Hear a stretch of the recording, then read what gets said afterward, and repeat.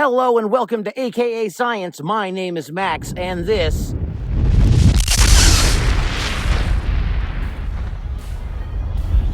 is Earth Science Club.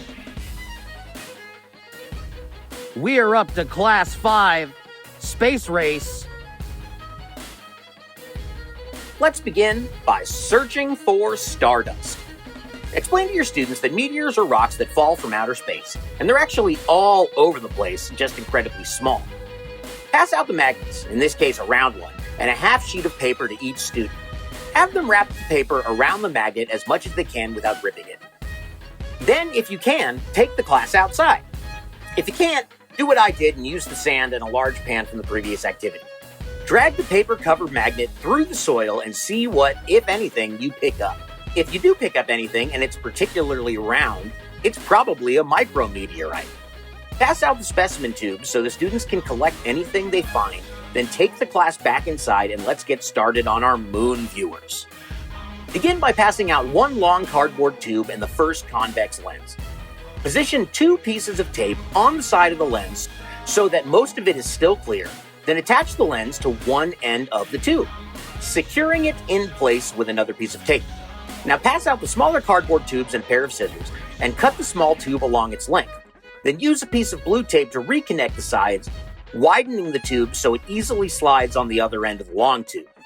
Attach the second convex lens to one end of the tube, the same way we did the other one, then slide the smaller tube over the open end of the longer one. What we've made, if you haven't figured it out already, is a rudimentary telescope. Invite your students to take it home, and later, if it's a clear night, use it to get a closer look at the moon.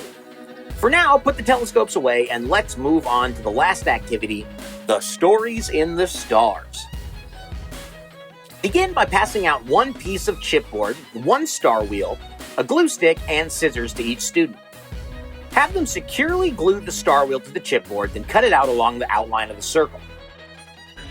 Now pass out the cardstock planisphere and have them cut that out as well, including the gray space. You may need to cut through the side to do that, but that's okay. You can always tape it back together.